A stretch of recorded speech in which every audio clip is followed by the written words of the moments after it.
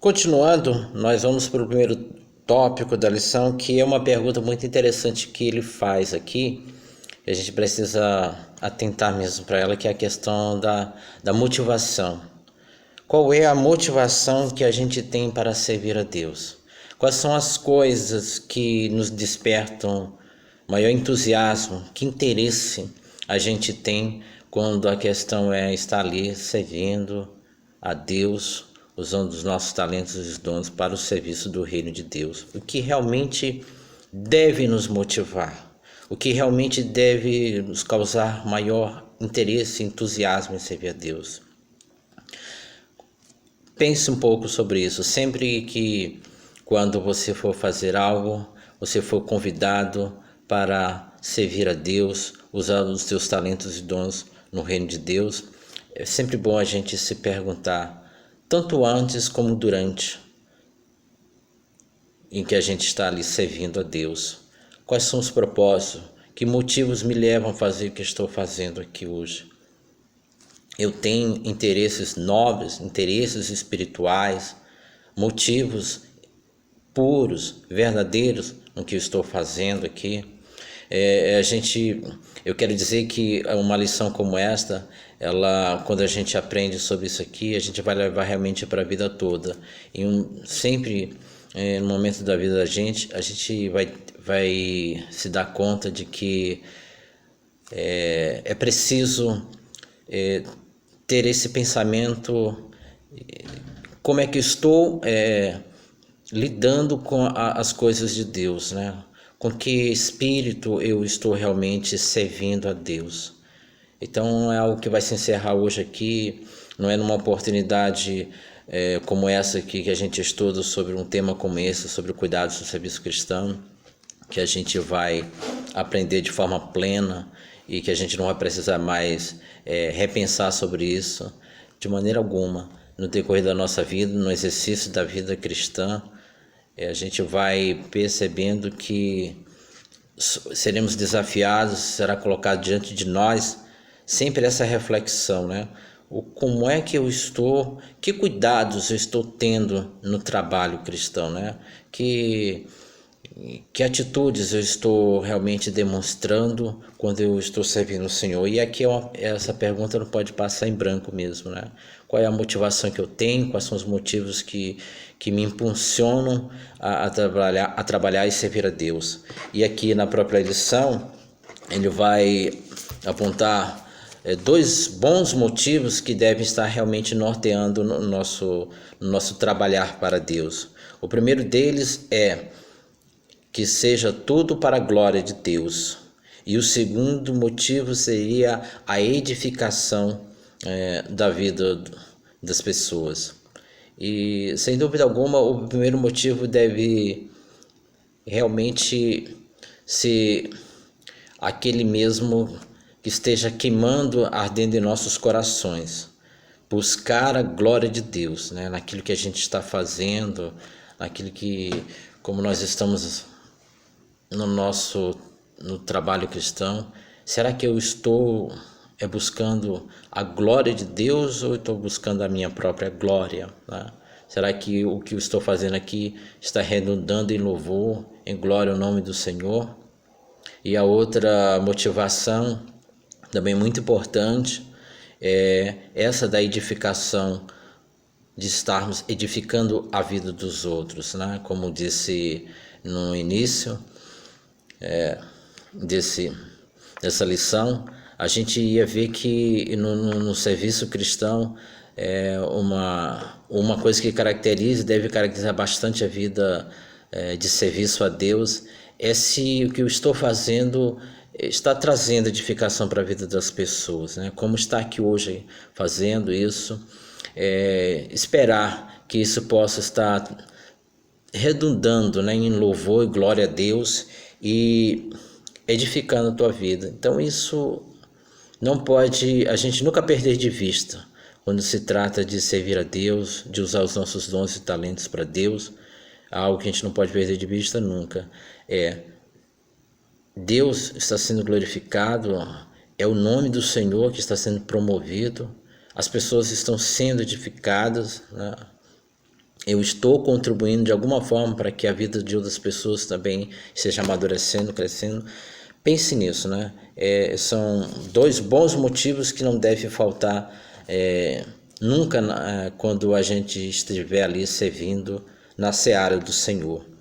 No segundo tópico, nós temos aqui a questão da diversidade dos dons. Isso aqui é muito interessante quando se trata de serviço cristão, né? Quando se trata do trabalho cristão, porque nem todos têm o mesmo talento e a capacidade para realizar determinadas tarefas ali na obra do Senhor.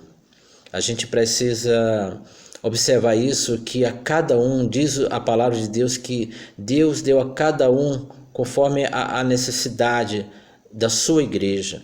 Então, a gente nunca vai encontrar na igreja de Deus pessoas fazendo tudo a mesma coisa, né? A gente precisa lembrar, né, que cada um foi capacitado, foi dotado com um talento diferente, visando o bem-estar e o crescimento da obra do Senhor. Como diz aqui o autor, não existe um membro que não tenha uma função especial, e um precisa do outro para realizar uma obra, sendo que todos têm igual importância, né? Então, eu lembro que na minha experiência, quando ainda jovem, solteiro, eu nos momentos de estudo da Bíblia, na escola dominical, eu batia muito na tecla sobre isso, sobre que eu via muito na minha experiência que alguns irmãos que tinham talento para isso, tinham talento para outra coisa, eu observava que alguns irmãos não eram muito assim, eram talvez assim valorizados, não seria bem a palavra que eu gostaria de dizer, mas que alguns talentos, algumas capacidades que alguns irmãos desempenhavam dentro da igreja era vista assim com muita importância. Eu tentava dizer que a gente não deveria encarar as coisas dessa maneira, né? Olha, e olhar e ver nos resultados que estava trazendo para o corpo de Cristo, se aquilo que aquele irmão fazia, aquela capacidade, aquele talento que ele tinha, estava trazendo edificação à igreja, então isso era que valia, né? Não importava se fulano sabia pregar melhor que o outro, em compensação o outro sabia ter a capacidade de realizar programações na igreja, realizar atividades na igreja. Então eu via isso, tinha muita gente assim que tinha essa capacidade de programar atividades, criar programações dentro da igreja, e quando o outro que era bom, quando cantava, pregava, mas não sabia realizar programações. Então esse é um exemplo de como os dons e talentos eles existem, são realmente, e demonstram a diversidade de dons e talentos na casa de Deus. Olha uma frase muito interessante que eu achei, que ele cita aqui: não se alcança harmonia quando todos tocam a mesma nota. Citado por um tal de Doug Floyd. Não se alcança harmonia quando todos tocam a mesma nota. E assim, na casa de Deus é como realmente uma grande orquestra. Todos tocam diversos instrumentos, todos têm ali, cada um tem habilidade no clarinete, no sax, no violino, mas a gente, quando ouve e percebe que existe harmonia e beleza em tudo aquilo que faz, e os resultados, aquela orquestra é louvada, é aplaudida. No nosso caso, a gente não recebe louvores, o louvor vai para Deus, mas assim, a igreja, de uma forma um todo, ela é edificada, ela cresce porque todos estão trabalhando de forma harmônica. E eu lembrei agora de um exemplo que um missionário falou. Eu estava assistindo uma conferência missionária há muitos anos lá em São Luís. Ele comparava Deus, o reino de Deus, como Deus sendo um grande mecânico, em que o mecânico tem a sua variadas ferramentas, ferramentas grandes e ferramentas pequenas. Para determinados parafusos e porcas, usa-se uma ferramenta grande, e para outros tipos de parafusos e porcas, exige-se uma ferramenta pequena, né? Onde a ferramenta grande não vai, a ferramenta pequena alcança. O que a ferramenta pequena não consegue fazer, a ferramenta grande consegue. Então ele mostrava assim como é que é o reino de Deus, né? Deus tem ferramentas grandes, ferramentas pequenas. Então a gente pode se ver assim, né? No reino de Deus existe, a seara é grande, como o próprio Cristo falou, a seara é grande, grande em todos os aspectos, e às vezes nós que nos consideramos ferramentas pequenas, em comparação a algumas ferramentas grandes, às vezes Deus usa a nós, não vai usar alguém como Cláudio Duarte, como outros pregadores, como Augusto Nicodemos, Hernandes Dias Lopes e outros que vocês conhecem, que estão fazendo grande obra, e é uma ferramenta grande, e Deus usa esses homens, e nós somos a ferramenta pequena, onde estamos aqui no nosso lugar, no nosso espaço, e Deus também está nos usando. Basta realmente que a gente tenha aquilo que a gente falou no início da lição, disponibilidade, né, para que Deus esteja usando, pegando essas ferramentas grandes, essas ferramentas pequenas, né? E assim vai. Às vezes é como um missionário que consegue ir lá naquele campo, e ele está sendo uma grande ferramenta, ou uma ferramenta grande lá, e nós aqui no nosso lugar, no nosso canto, Deus, né, também quer nos usar, pode nos usar e está nos usando. E assim a gente percebe a harmonia que existe no reino de Deus, que a gente precisa também perceber e nunca deixar de ver, né? Que a coisa tem que tocar com harmonia, né? Ela tem que acontecer com essa grande harmonia. E o terceiro tópico é destacado que a gente precisa ter humildade no uso dos nossos dons, né? A gente não pode faltar humildade naquilo que a gente faz para Deus. E não sei se vocês devem estar lembrados que num culto de domingo ou de quarta-feira que eu estive pregando uma vez, eu contei uma história que eu ouvi falar, que não se sabe até onde realmente é verdadeira essa história, mas dizem que quando os generais romanos voltavam vitoriosos de grandes batalhas, e eles ao entrarem em Roma eram aplaudidos pelas pessoas, os generais eram realmente reverenciados pelas pessoas, eram aplaudidos, louvados pelas pessoas, e dizem que tinha um carinha ali sempre falando no ouvido deles, dizendo assim, ó, lembra que você é pó. Lembra que você é pó. Lembra que você é pó. E eu acho que essa voz também deve estar sempre ecoando nos nossos corações, nos nossos ouvidos, quando se trata do nosso serviço a Deus, neste privilégio de servir e honrar a Deus com os nossos dons. Nunca nos faltar essa voz falando fortemente em nossos corações de que somos realmente isso, né? O que a proposta da palavra humildade, a raiz desta palavra, humildade vem de humus, né? E humus quer dizer terra, pó, né? Então a gente nunca deve esquecer mesmo que a gente não passa de pó, né? Todos os nossos feitos, nossos dons e talentos, nossas habilidades que nós ali disponibilizamos na obra de Deus, nós temos que realmente lembrar que tudo que a gente faz é para a glória de Deus, e a gente não passa de pó e cinza, né? Então a gente precisa dissipar, tirar dos nossos corações todo orgulho, toda vaidade, toda inveja.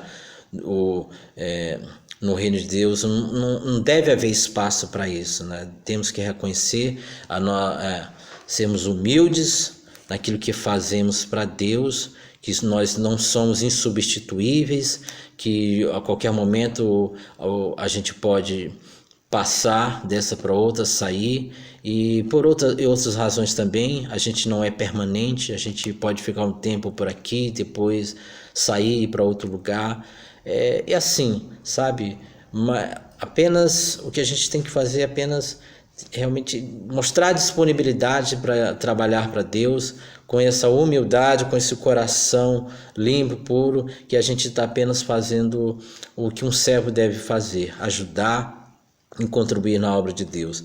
Aqui ele cita uma referência muito importante, Romanos 12, 3 a 5, que eu gostaria de ler, é muito interessante. Eu acho que para fechar essa parte, ele vai dizer assim, Romanos 12, 3: porque pela graça que me foi dada, digo a cada um dentre vós, que não pense de si mesmo além do que convém, antes pense com moderação, segundo a medida da fé que Deus repartiu a cada um.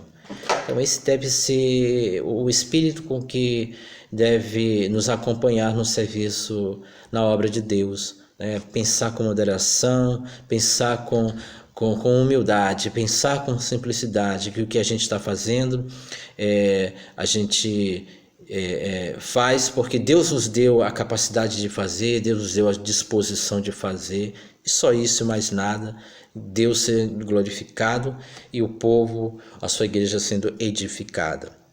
No quarto ponto, ele vem destacar a necessidade da santificação da vida de todo obreiro, de todo cristão que serve a Deus.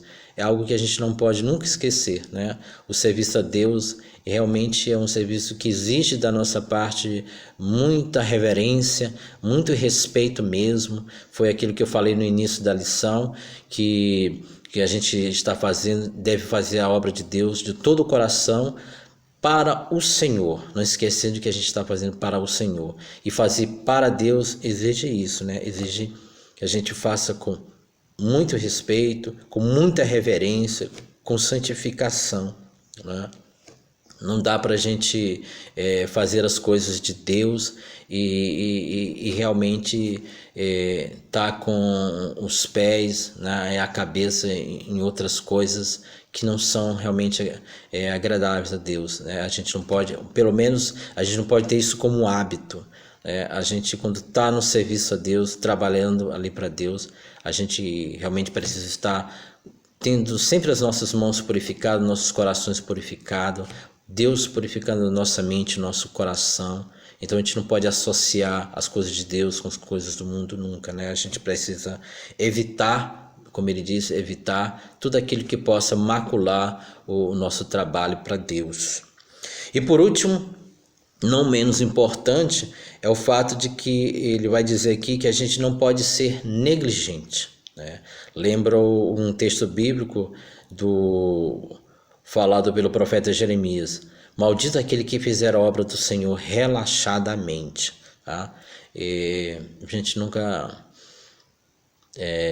tem que ter muito cuidado, né? Como é o título da lição, cuidado no serviço cristão. A gente tem que levar com cuidado ao serviço a Deus. A gente não faz as coisas de qualquer jeito, né? A gente não pode no serviço cristão encarar as coisas de Deus sem zelo, sem carinho, sem cuidado, sem a atenção que o trabalho merece, né? Como um professor de escola bíblica dominical precisa estar estudando durante a semana, meditando, preparando aulas, pesquisando. Ele não pode realmente fugir dessa responsabilidade. Um pregador não pode estar prescindindo, dispensando de estar meditando, orando, pesquisando, estudando melhor o texto bíblico para poder pregar. Quem canta da mesma forma precisa estar sempre ensaiando, precisa sempre estar treinando para fazer o melhor para Deus. E outras coisas, né, também que vai ter também de pontualidade, assiduidade no trabalho de Deus, né? A gente chegando atrasado nos cultos, nos trabalhos, nos compromissos da igreja. Tudo isso reflete muita a maneira como a gente está encarando as coisas de Deus, o serviço cristão, né? Isso aí evidencia negligência, isso evidencia descuido para com a obra de Deus, e Deus não merece, e não é isso que Deus quer de nós quando nós estamos ali no serviço cristão. Como ele diz aqui: cuidado, não rejeite o dom que lhe foi dado pela graça de Deus, receba-o com ações de graças e aplique no serviço cristão. É possível que no desempenho desse serviço haja algum sofrimento, mas o crescimento vem pelo sofrimento. Ele o levará à maturidade espiritual e o fará conquistar a coroa da vida. Empenhe no serviço de Deus. É interessante isso aqui porque também às vezes eu noto que muitas das vezes a gente se escusa e foge de trabalhar para Deus com medo do que as pessoas vão pensar, do escrutínio, da crítica, da censura das pessoas, e aí a gente quer se omitir e aí a gente acaba entrando também na negligência por esse fato, porque a gente tem medo do que as pessoas vão falar, dizer da gente, nos censurar, né? E eu lembro também que daquela parábola, né, daquele homem que Deus ali distribuiu talentos, a um deu 10, outro 5, outro deu 1, e o que recebeu menos escondeu. E ele, quando veio para prestar contas, o seu senhor chamou, ele confessou que o talento que ele havia recebido do seu senhor ele tinha escondido por causa, ele fala da seguinte maneira: eu receoso ou com medo, tímido, eu resolvi esconder o teu talento e eu não fiz nada. Então muitas das vezes isso pode estar acontecendo conosco, somos tentados, né, que isso ocorra conosco, de a gente enterrar o talento, esconder o talento, relaxar o nosso talento, ser negligente com os nossos dons devido à preocupação com que os outros vão, com o escrutínio das pessoas, com a crítica das pessoas, com a censura das pessoas, e a gente acaba não trabalhando mal por causa disso, né? Que não seja essa a nossa postura, a nossa atitude, que nós realmente possamos ter coragem, alegria, força de vontade para servir e trabalhar mesmo para Deus, a despeito de todas as coisas, de alguma perseguição, de alguma oposição, de alguma censura, saber que, como diz o texto, a gente está servindo não aos homens, mas servindo a Deus. Então vamos fazer isso. Então, querido, com isso nós queremos encerrar esse trabalho, esta lição. Eu espero que você tenha gostado, tenha te ajudado em alguma coisa, né, na tua vida espiritual. Vou só ler aqui o último parágrafo, que diz assim: você deve agradecer a Deus a oportunidade que Ele deu de colaborar no serviço da sua grande seara. Com toda certeza você será abençoado no exercício do dom que recebeu do Senhor e por seu intermédio. Outros também o serão e o nome de Deus será glorificado. Aleluia. Agradeço então aí a disposição sua de nos ouvir, de meditar conosco essa lição, e eu gostaria que você desse aí um feedback, né, pode até mesmo com um vídeo. Seria bom mesmo que você postasse um vídeo aí, fizesse um comentário desse assunto, o que mais te falou, o que mais te marcou, que falou o seu coração sobre esse assunto. Posta aí aqui no nosso grupo para a gente poder também interagir melhor, viu? Ou com perguntas ou com dúvidas. E é isso, né? Até uma próxima.